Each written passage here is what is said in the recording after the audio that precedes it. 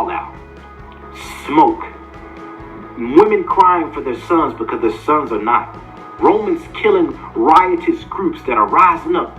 Free Judea, free our people, autonomy for Israel. You had Herod, an Edomite, and his dynasty. Herod's ruling, killing any potential threat, any potential Messiah.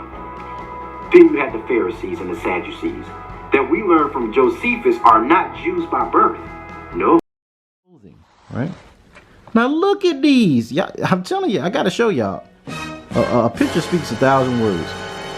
Just look for yourself. And this is the creme de la creme. All praises be to the Most High Yah. Everything we've been through, y'all, the Most High is going to retribute it on all the nations that have had a hand in the oppression of his apple, the apple of his eye, his chosen people, his beloved, his fervent lover, his only begotten. They're going to have their part in the lake of fire. You see them tormented by some kind of creature. I don't even know what that even is, y'all. Judgment in chains. He that led into captivity shall go into captivity. All praise to the Most High Yah. It said, thou that dwells in the clefts of the rock. Whoa, I know a lot of y'all know about the Caucasus Mountains. Let's just let the word speak. Let's go to verse 4. Though you exalt yourself as the eagle, and though you set thy nest among the stars. What's up, Zion Dynasty? This is your favorite dreaded Israelite, the man, the myth, and the legend, Mr. JB Zion. Y'all, show me some love, show me some love. You already know what time it is. Your boy is about to hit y'all with another banger. All praises, honor, glory, dominion, majesty, splendor, the kingdom, world without end to the Most High Yah, the mighty one of Jacob, the holy one of Israel. First, I want to say peace, love, blessings, and black power to the chosen race of the Most High Yah, all my Hebrew Israelite brothers and sisters. But not just that, y'all. I want to thank all my Gentile supporters, all those that ain't lost in the sauce, all those that's rocking like a boss with the 12 tribes of Israel, those that are supporting this work, y'all, as we resurrect the dry bones of Ezekiel, the 12 tribes of the greatest nation to ever walk the planet Earth, the 12 tribes of Israel. All praises, honor, and glory to the Most High Yah. Y'all, I'm pumped. I thank y'all. Me and Shiny D, we couldn't do this without y'all. Each and every comment, y'all have been blessing. Y'all have been cash apping, donating, encouraging us, prophesying, just giving feedback and edification and dropping scriptures. We could not do this without y'all. Y'all, it's a grind, it's a push, but the kingdom of the Most High Yah, the mighty one of Jacob, the deliverer of Zion, this kingdom is at hand, y'all. Zion is waking up. We're hearing about wars, rumors of wars. It's so much going on. So this is the time, Zion, where we have to push this work. So y'all, if you haven't, if you're watching this video and you have not joined the movement, go ahead and smash that subscribe button. Family, I need y'all to like, comment, share, send this to every family member you know. Tell them that they in for a mighty lesson of a show we finna go in it today. So we got all the smoke. First, y'all go ahead and like the video up. Also, if you want to support this work, y'all, this is a grind. It's a lot that goes. You already know. You already didn't heard me say this. It helps us be able to throw more and more of ourselves towards this. This is our passion. This is what we just are doing. So I'm gonna put that up on the screen, that Cash App, if you guys want to sow into the ministry. If you guys want to, there's no pressure or anything like that, but if you want to bless the channel, I'm gonna put that on the screen. And we're about to go into it, y'all. So we've been talking about a lot of stuff, y'all. First of all, the series that we've been going through is the history of Esau, Edom, right? We've gone through countless sources and prophecies that prove that Esau would be the last ruling empire, that Edom, that people, that system of government would be the last kingdom before Yeshua returns and establishes his eternal kingdom, world without end, where he raises up Israel, regathers the 12 tribes from the four corners of the earth, gets us back to that land, and uses our family system of love. And if Big Mama got sugar and Aunt Sally got Kool-Aid, the whole village drinking a glass, that whole we are one, I am because we are, that Ubuntu mindset, which is the antagonist, right, of Esau and his selfish, critical race theory based driven society, the world that we live in today, run by the European power construct of white supremacy led by Esau and his descendants. So we've been talking about this, y'all. We proved that any urban apologist, flunky, and junkie that tries to tell you that Esau don't exist no more, you know, they talking about Edom, that's an ancient people, the Lord, and this. Put it on the screen in 2nd Esdras chapter 6 verse 9. We read that it said, for Esau is the end of the world and Jacob is the beginning of it that follows. This goes ahead and slices and dices the John 3:16 misconception and deception, where we think that in John 3:16 it was talking about the whole world. Based on 2nd Esdras, we see that this world is a way of life, a government, a system, a kingdom, the kingdom of heaven, thy kingdom come and thy will be done on earth.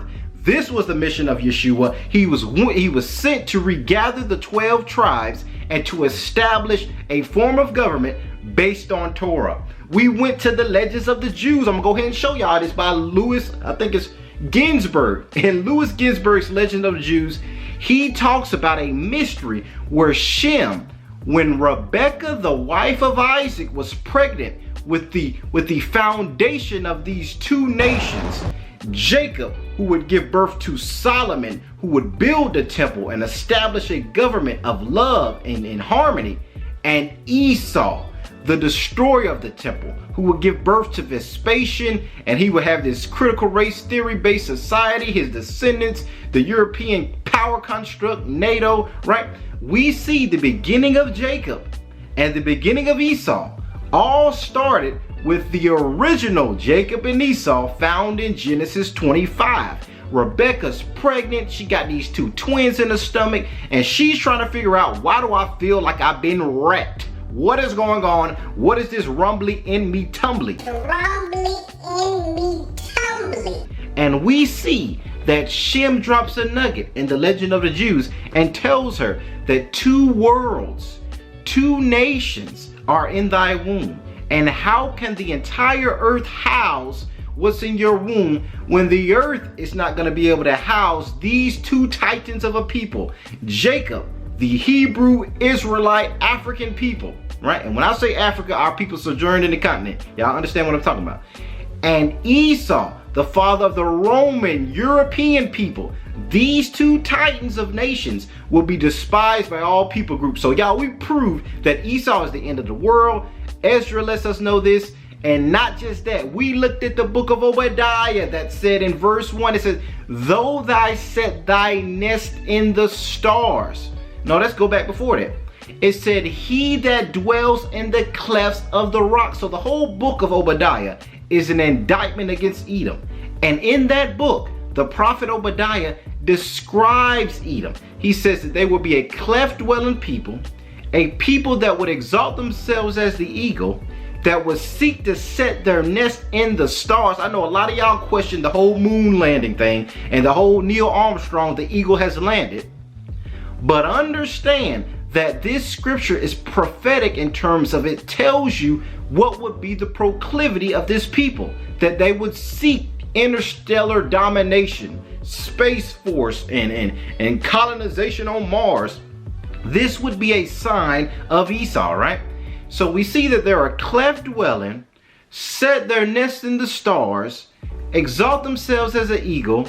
Jacob would be carried in captivity as swift as the eagle flies. We see all these markers that look like our friendly neighborhood, United States of Babylon. And when you look at history, when you look at the birth of the Greco-Roman Empire, the descendants of ancient Rome, the extension of ancient Rome is Great Britain, NATO, these European countries, and their golden child, the daughter of Babylon, the United States of America. So y'all, we've been going through all these things.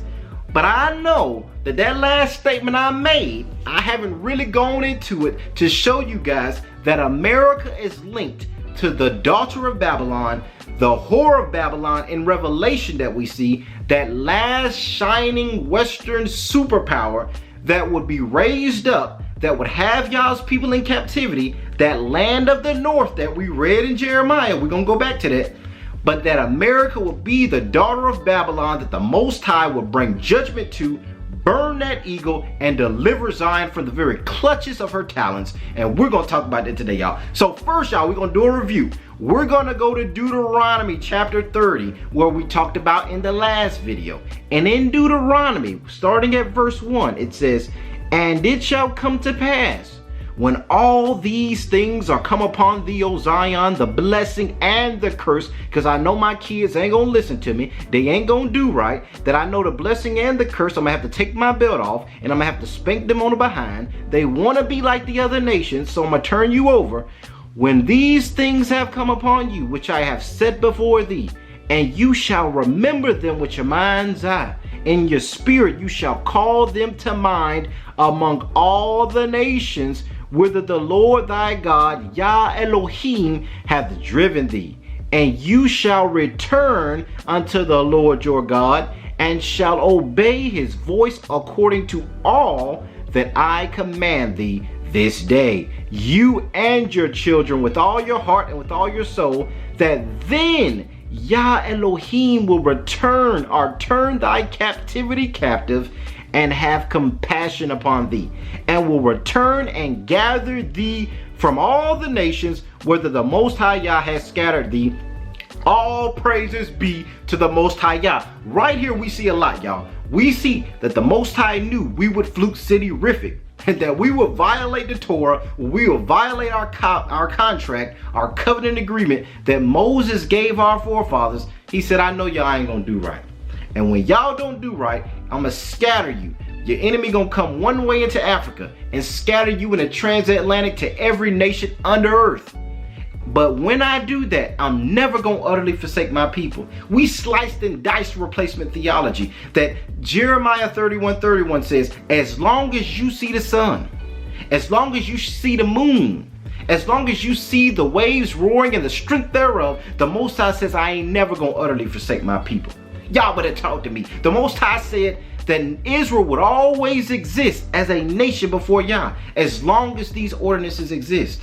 Not just that, but he said, if heaven above can be measured, if the earth below and the foundation thereof can be confined, then and only then will the Most High forsake the remnant of the seed of his people. So all you urban apologists, y'all may as well leave this channel, because I got too much smoke. I got receipts for days, y'all, and we coming with these scripts. So anybody that thinks that Yah Elohim has forsaken the people that he parted waters for, the people that he led on dry land, the people that he stopped the sun for, y'all better talk to me. If anybody thinks that he gonna give up on that people, you don't know the love of the God we serve. You don't know the power of Yah Elohim. You don't know that the God that you might get a privilege to be spared to be a part of this family, oh grafted in Gentile, that you should rejoice in the relentless, fervent love that he has for his people, because that's the family that you want to be a part of, right? Let's keep reading, y'all. And it says, if any of thine, that means any remnant of your people, of your seed, be driven out unto the outmost parts of heaven, from there will the Lord thy God gather you. He said, I'm deep sea fishing on these boys. I'm gonna find you. Them chariots gonna find you. Even if the nations forgot about you, I'm gonna find you. Even though they call you niggas, spick spoons and cartoons and black Sambo, the Most High said, I ain't forgot about my people. I'm not gonna utterly forsake my people. And I'm gonna go through every crevice, every square inch of this earth, and I'm gonna find my people. That's the love of the Most High Yah. And this is the love that I'm trying to tell you, Zion. The Most High ain't done away with us. And he ain't forgot about us. I know we getting shot down like animals in the streets, but the Most High says, I'm gonna avenge every bit of it. The Most High's in heaven got a pot, a crock pot, letting all the iniquity of the nations fill up, so that pit bull that's on the chain, when he let him off and say, Yeshua, go get him, that man gonna come with a sword that's gonna be dripping in the blood of Edom. Even eat him. Y'all, I ain't gonna go too far. I ain't gonna go too far. But not just in Deuteronomy 30, y'all. We went to Jeremiah, and this is where we saw the bombs drop. In Jeremiah chapter 23, beginning at verse 6, it said, and his days, this is that righteous branch. This is the raised up seed of King David. This is that king that shall reign and prosper and execute judgment. In his days, Judah shall be saved, and Israel shall dwell safely. And this is his name whereby he shall be called the Lord our righteousness, Yahuwah Sidkenu. Therefore, behold, the days come, said the Most High Yah, that ain't nobody gonna say no more. The Most High Yah lives, who brought up the children of Israel out of the land of Egypt. No, verse 8. But Yah lives, who brought up and which led the seed of the house of Israel out of the north country. Oh my God. And from all the countries whither I have driven thee in the transatlantic slave trade, and they shall dwell in their own land. Y'all better talk to me. We were never meant to always remain in captivity. Any urban apostle, well, you know, we done gained a lot of rights, you know. We don't get lynched like we used to. Y'all niggas need to stop being rabble rousers and stop rocking the boat. And why y'all can't be satisfied with your minimum wage? And why you can't be satisfied that you ain't chattel slaves? We want ours. Give me me. Y'all better talk. Give me me. I want everything that my father has promised me. And the Most High said they gonna go back to the land. Oh yeah.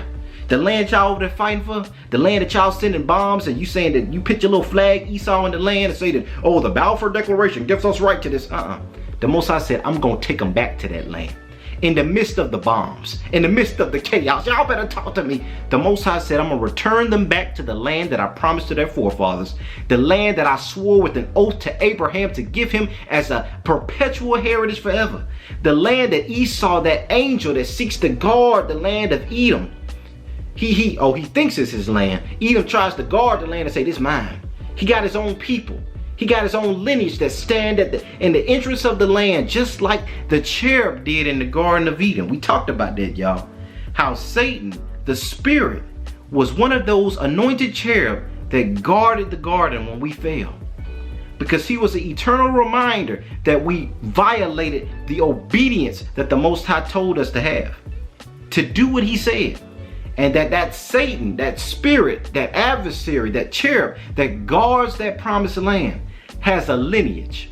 Because we read about it in Revelation 2:9 that says that those that say that they are Jews and are not, but are the synagogue, the house, the tabernacle, the dwelling place, the family of Satan. I'm going to cause them same people to bow down at your feet. We see that in Revelation 3:9.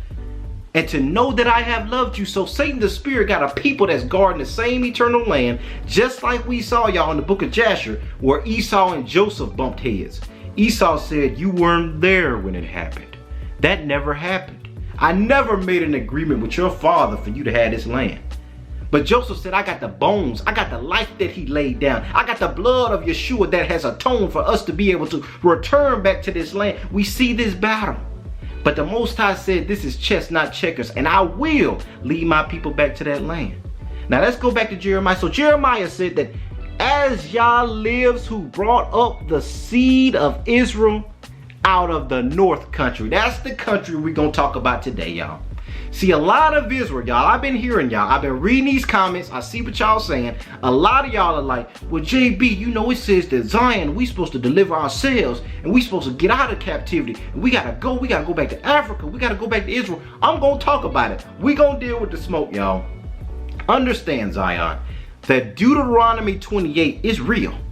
Understand that there is an element of God, the Most High Yah, that is in control. Why do I bring that up?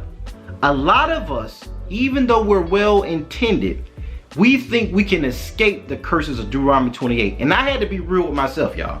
Because I was like, man, when I get enough money, when I get out, I'm gone. I'm leaving Babylon. I'm going back to Africa. I'm going to Nigeria or Ghana. And they have all these programs and all that stuff. But I had to check my motive. I had to check my heart. Because I'm thinking that if I can get out of here, I'm going to be safe. Understand that America got bombs. They can push a button. They can go. They got drones that they can go knock off leaders of militaries like they did the general with Iraq, or I think it was Iran. You can't escape the Most High's judgment. And be careful if you think that you going back to the land prematurely. Be careful to make sure that it ain't you trying to run from the Most High, and that you don't really trust that the Most High Yah is going to be able to protect his people. Because you're coming out of a spirit of fear. Because you actually are saying, well, no, this faith, JB, no, we got to go ahead and do it ourselves. You got to balance and check the spirit now. Because a lot of Israel that's trying to run is really out of fear. It's not out of faith. Do you believe that in the midst of the bombs, in the midst of the fire, in the midst of the World War III scenario, in the midst of 1,000 dying at your left hand, 10,000 at your right, do you believe that none of these things gonna come out of our dwelling? Y'all better talk to me. Because I know it, y'all, that he watched the children of Israel say, Moses, you led us out and they finna get us. And he said, y'all done forgot already? Father, these people crying out, they done forgot already. He said, pick the rod up. And as long as he picked up the rod, the waters parted. And the enemies that was chasing after them got consumed. Why do I bring that up? As long as we trust in Yeshua and believe the price that he paid, none of these things we got to be afraid of. We don't got to be afraid of our enemies. Oh, we over here with America. Oh, when y'all brings judgment, we going to get caught up in it too. Y'all must ain't read about Exodus. Now, y'all can't forget about Exodus because I just told y'all to forget about Exodus because what Yeshua going to do. But a lot of y'all need to be reminded that Israel was in the land of Goshen. That when Egypt had darkness, we had light. When Egypt was mourning over their firstborn, we had babies being born.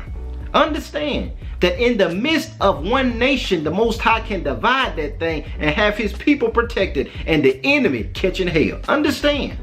So when you talk about we need to go here, we need to go there, if the Most High does that thing in his timing where he raises us up and leads us there, we're going to know that it's him. And the reason I say if is when I say how it happens. Because no man knows exactly how the Most High is going to do this.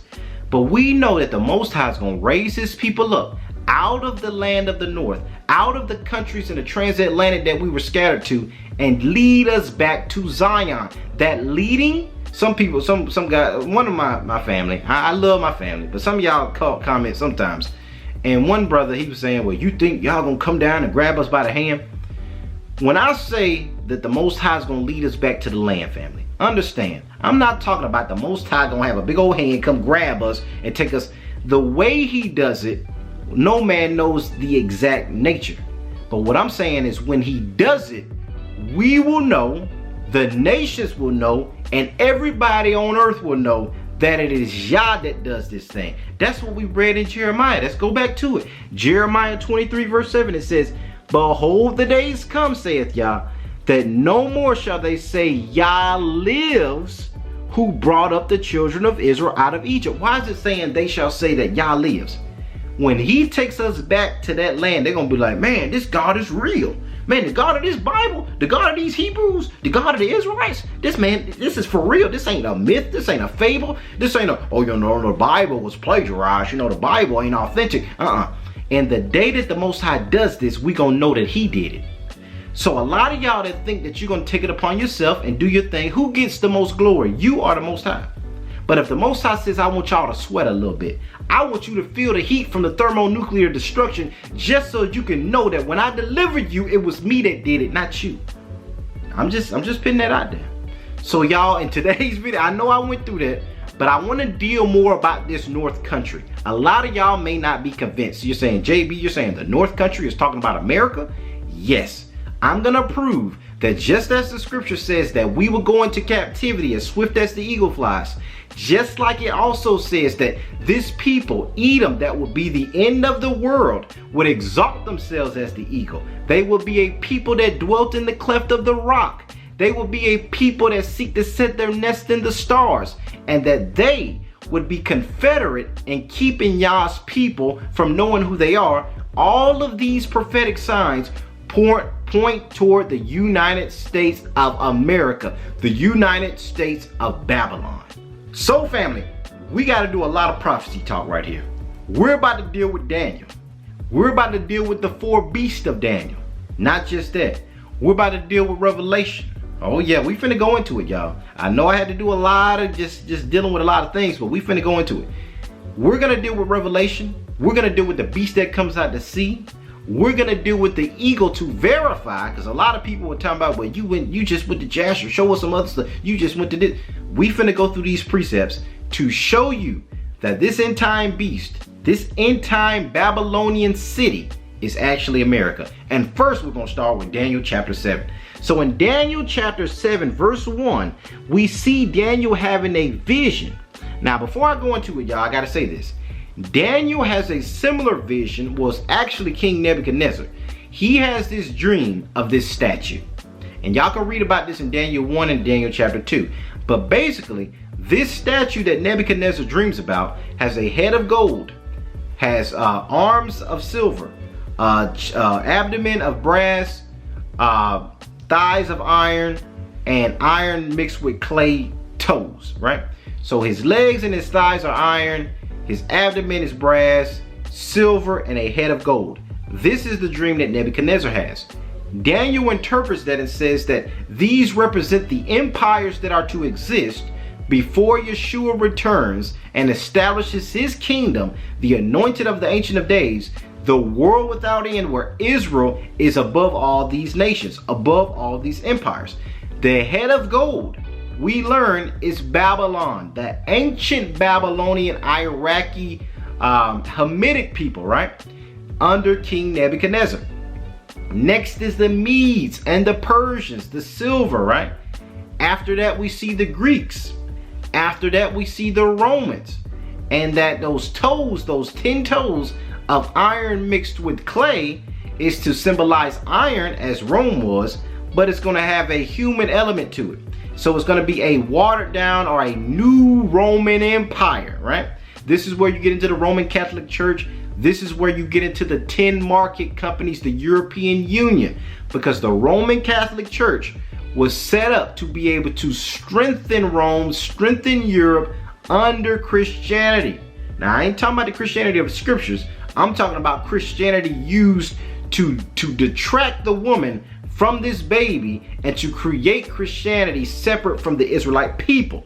So those 10 market toes, NATO, under this Roman Catholic faith, represent this European revived Rome that would exist in the end. Now, when Daniel chapter 7, now this is a lot of metaphor. This is a lot, because this is a dream that Nebuchadnezzar is having about this statue.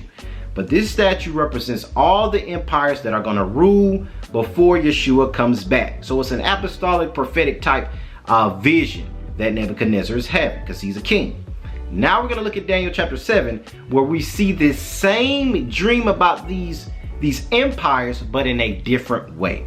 So in Daniel chapter 7, verse 1, we see, in the first year of Belshazzar, king of Babylon, Daniel had a dream and visions of his head, contemplations of his mind, while he was upon his bed. Then he wrote the dream and told the sum, told all of the matters. Daniel spoke and said, man, I saw in my vision by night, and behold, the 4 winds of the heavens strove upon the great sea. And 4 great beasts came up from the sea, and each one of them were different from the other. The first was like a lion that had eagle's wings, and I beheld till the wings were plucked off, and it was lifted up from the earth, and made to stand upon the feet as a man, and a man's heart was given to it. He was humbled. That empire was humbled.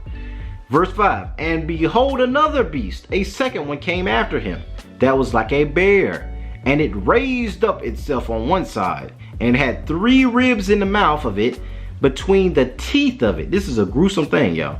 And they said thus unto it, arise and devour much flesh. So this empire was given power to expand and conquer and devour and be victorious in battle. After this I beheld, and lo, another beast. This one was like a leopard, which had upon the back of it 4 wings. Now this kind of looked like that UN statue they just built, because Esau know who they are. Because this leopard, we're going to find out, represents the Greeks.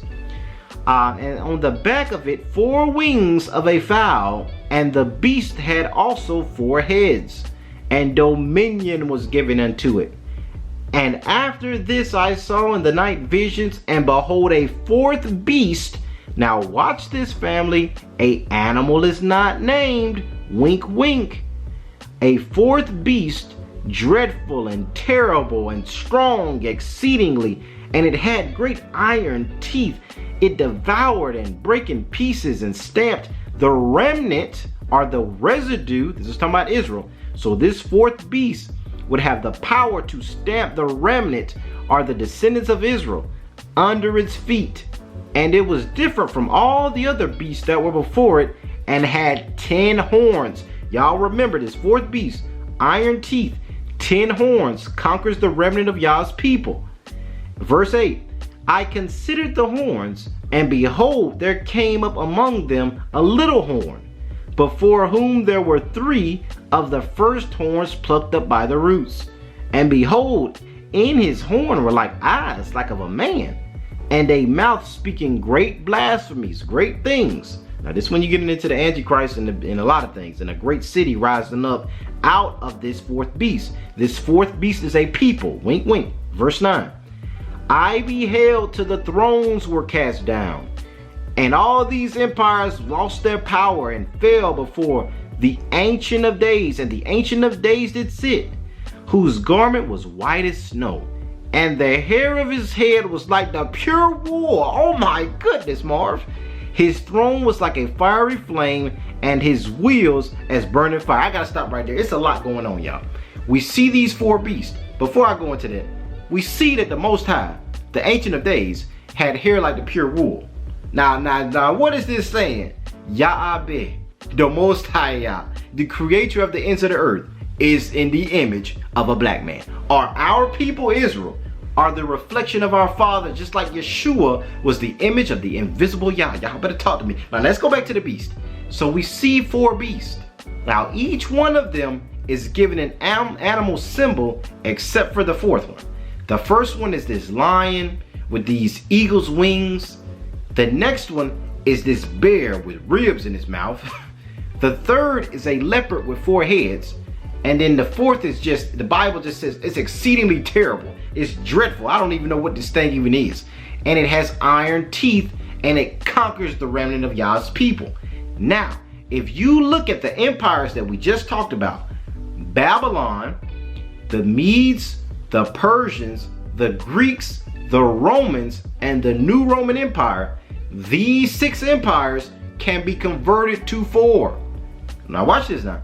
The Babylonian, the Medo-Persian. You may have heard that in history. When you hear them explain the Medes and the Persians, they are a connected people. So you may hear the Medo-Persian. You also will hear the Greco-Roman Empire. And I've said that a couple of times on the channel, because Alexander of Macedonia, we see in 1 Maccabees chapter 1 verse 1, came out of Chittim. So he was out of Greece, but his stock came out of Rome or Chittim. And this goes back to Zepho and all that stuff. Y'all check out those videos. So you have the Babylonian Empire, you have the Medo-Persian Empire, you have the Greco-Roman Empire, and you have this mystery beast that is really an extension of Rome.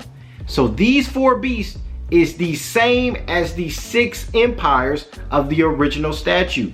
Here a little, there a little. The prophecies, there's nothing new under the sun. It's a constant story being told in different similitudes, but saying the same thing. Why do I bring this up? I am about to show you that that 4th beast, that extension of ancient Greeks, ancient Romans, is Edom. Edom is that 4th beast. And the little horn, that great Babylonian city that comes out of Edom, is America. And we've gone through this, y'all, how the eagle is Edom.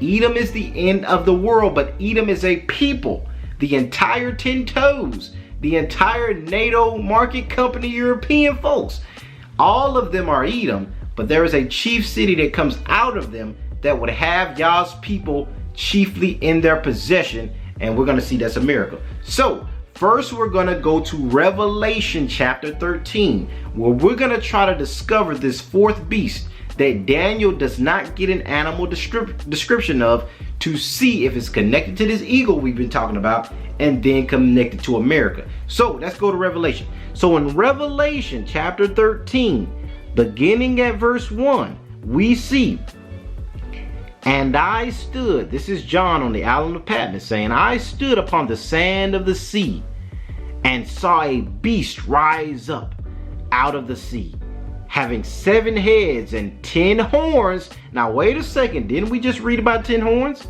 Let me go back to Daniel 7. In Daniel 7, we read in verse 7 that it says, this 4th beast, dreadful and terrible, exceeding strong, iron teeth. So we know that iron, based on that first vision, now I know this kind of deep, y'all stay with me now. Iron represented the Roman Empire on the statue of Daniel. So in verse 7, when it says iron teeth, this is alluding to Rome, right? This beast was terrible. It was strong. It had iron teeth, so it was Roman-like. It stomped the residue, that means the remnant. It was stomping Yah's people under his feet, even though we supposed to stomp it under our feet. So it would have Yah's people in captivity. It would be Roman and an exceeding great beast, different from the other beasts, and it had 10 horns. So when we go, y'all stay with me, I know this deep. When we go back to Revelation 13, and it says, and I stood upon the sand of the sea and saw a beast with 7 heads and 10 horns. This is the same fourth beast that Daniel saw. And upon his horns 10 crowns, and upon his heads the name of blasphemy. So this beast, this wicked people that will be raised up, would have every name of blasphemy upon them. Everything that they do would be contrary to the Most High Yah. The way they treat their people, the way they treat Yah's people, the way they do government towards one another is a greedy, selfish rat race, a 9-to-5, chaotic kind of way they do things, which is contrary to Torah, contrary to the way the Most High operates in love and family and unity. Now watch this. In verse 2, and the beast which I saw was kind of like a leopard, but had the feet of a bear, but the mouth of a lion. And the dragon gave him his power and his seat and his great authority. Now, y'all, that's a lot in there now. Now, I might have to, I know I got to do a lot of follow-ups. Y'all, I got to go back through these topics. We see that this beast gets his power from Satan.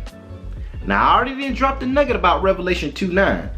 That said that them people that call themselves Jews, I don't even call myself a Jew. I call myself an Israelite. Most of us call ourselves Israelites. There is one people that call themselves Jews and are not. The Bible says they're the synagogue of Satan. They're the family of Satan. They get their power from the dragon, serpent, deceiver, the devil, Satan himself. And they are epitomized by this beast that John is seeing, that comes out the sea. Watch this. This beast that comes out the sea, iron teeth with the name of blasphemy all on it. Now let's keep reading. Now, I forgot to mention this. The powerful thing is in verse 2, this fourth beast has elements of all the other beasts, but it's different. It has it's like the leopard, but has the feet of the bear and the mouth of the lion. We saw that those 4 beasts in Daniel chapter 7, the first was a lion, the second was a bear, the third was a leopard. This fourth beast has learned from all the others and almost is a mutation of everything that makes the previous empires dreadful. So this is like a super mutation that a mad scientist made that said, I want to take all the great elements of these different empires and make a monstrous empire. This is why America was able to destroy us unlike any other captivity. Y'all better hear what I'm saying. Willie Lynch, and we wonder where these white folks got this stuff from. They had old serpent wisdom that learned from every previous captivity that our forefathers have ever been under since the dawn of man. That is a dreadful thing. Y'all understand what I'm saying? So this final empire, this final beast, has learned from every captivity that Israel has ever been under and inflicted every tactic against y'all's people. Let's keep reading. And verse 3, and I saw one of his heads look like it was wounded to death, and his deadly wound was healed. And all the world wondered after the beast, and they worshiped the dragon which gave power to the beast. So this people, this empire, would have the whole world fooled. People would worship and be in awe of this beast and say, whoa, what is like this beast? But they're really worshiping the dragon. What people say in God they trust. Y'all better talk to me. What people say that we're the leaders and Christian missionary and we're a God-fearing country and one nation under God. It's a mass deception. The scriptures already warned us that because they didn't like the truth, because they didn't want to deal with Israel, I'm going to send them a strong delusion. A lot of the 2/3 mindset of Israelites that want to cling to this false lie, this false American dream, and say, we got it good over here. America, the greatest country. America, America. A lot of them, the Most High has turned over because they don't want to hear the truth. They don't want to hear that our people went through these things because we YAH'S people. They don't want to hear that America has deceived all the nations. They don't want to hear that even though America proclaims to be a God-fearing country, that they contradict every ounce of Torah, every ounce of Bible, just everything America's a hypocrite in. But the Most High gonna turn them over to that strong delusion. And we see in Revelation 13 that the nations will be bewitched by this beast and end up worshiping Satan, and they don't even know it. But before I go too deep in that, now we're gonna see that this is America more. I wish this. We're gonna go to a hidden book, 2nd Esdras, and we're gonna see a powerful truth in 2nd Esdras. Let's go to it. So in 2nd Esdras, beginning in chapter 11, verse 1, we see something powerful, y'all. Then saw I a dream, and behold, this is Ezra the prophet speaking, there came up from the sea an eagle, which had 12 feathered wings and 3 heads. Wait a second. Ezra's seeing an eagle come out the sea? Where have we heard that from? Where have we heard that? Let's go back to Revelation 13. In Revelation 13, John says, and I stood upon the sand of the sea and saw a beast rise up out the sea, having 7 heads and 10 horns. Now let's go back to Esdras. In 2nd Esdras chapter 11 verse 1, he says, and behold, I saw in a dream that there came up from the sea an eagle, having 12 feathered wings and 3 heads. Now I know a lot of y'all like, well, what you trying to say that's connected, JB? Let's keep going.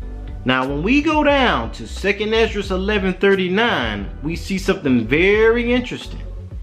It says, art not thou it that remainest, this is talking about that eagle, of the 4 beasts, whom I made, this is the Most High speaking, to reign in my world, that the end of their times, whose times? The times of the Gentiles, might come through them.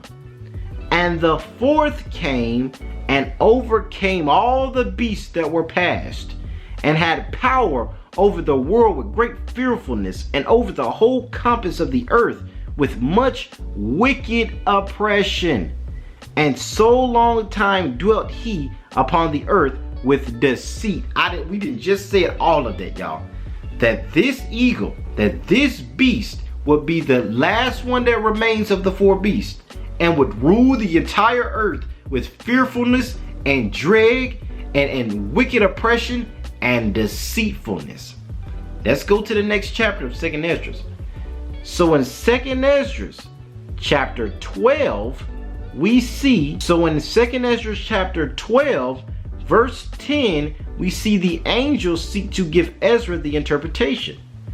And he said unto me, this is the interpretation of this vision of this eagle and this lion. The eagle whom thou sawest come up from the sea is the kingdom which was seen in the vision of thy brother Daniel, but it was not explained unto him. Therefore now I'm going to tell you this mystery. The angel is saying the Most High didn't reveal to Daniel what the animal was of that 4th beast. That was sealed for a time. But now the angel is telling Ezra that that 4th beast that was so dreadful with the iron teeth is really an eagle. That beast that would trample down the remnant of YAH'S people is really an eagle. That empire that will rule in wicked deceit and oppression its symbol is an eagle. Why do I say all this? That 4th beast, that last beast, that end of the world people that will rule, all of this prophecy is pointing toward this eagle, pointing toward this cleft dwelling in the rock people, pointing toward this eagle that will come get God's people as swift as the eagle flies, pointing toward this people that will set their nest in the stars. This is Edom, family. This is the last ruling empire that would rule before Yeshua comes back, regathers Zion from the four corners of the earth, and establishes his kingdom world without end. I know this is heavy, y'all. I know this is deep, but we're going to go deeper. But I'm going to go back to chapter 11. I'm going to show y'all something. So if we go back to 2nd Esdras chapter 11, we see a powerful event happen. In 2nd Esdras chapter 11, we see in verse 36, "Then I heard a voice which said unto me, Look before you, and consider the thing that you are about to see." Now let's see it in verse 37. "And I looked and beheld, and lo, it was as it were a roaring lion chased out of the woods." A lion that looked like he going berserk. He looked like somebody chased that mug. Chased out of the wood, and I saw that he sent out a man's voice unto the eagle, and said, "Hear thou, I will talk with thee. And the Most High, the highest, shall say unto thee, Are not thou it that remains of the four beasts?" Now we just heard this. I read it ahead of time, and I didn't want to spoil it. But we see this lion come with the voice of a man. So this is an anointed person, an anointed man, but the Bible describes him in 2nd Esdras as a lion. Now who is this figure? Let's go back to chapter 12. So in 2nd Esdras chapter 12, we see the angel explain what in the world is going on. So in 2nd Esdras chapter 12 verse 31, the angel is explaining these things. And he says in verse 30, he says, "It signified that these are they whom the highest, the Most High, hath kept unto the end, this final beast. This is the small kingdom and full of trouble, as you saw." So this is this subdivision kingdom that would come out of this empire of Edom. Now this goes into America. Now let's look at verse 31. "And the lion whom thou sawest rising up out of the wood, and roaring and speaking to that eagle, and rebuking her of her unrighteousness with all the words that he heard. This is the anointed which the highest hath kept for them, and for their wickedness unto the end. He shall reprove them, and shall upbraid them with their cruelty. For he shall set them before him alive in judgment, and shall rebuke them and correct them. For the rest of my people shall he deliver with mercy, those that have been preserved upon my borders, in all the various places they've been carried away captive. And he shall make them joyful unto the coming of the day of judgment, whereof I have spoken unto thee from the beginning." So y'all, I gotta explain what happens. So we see this eagle that Ezra sees come up out of the waters, right? This last dreadful beast.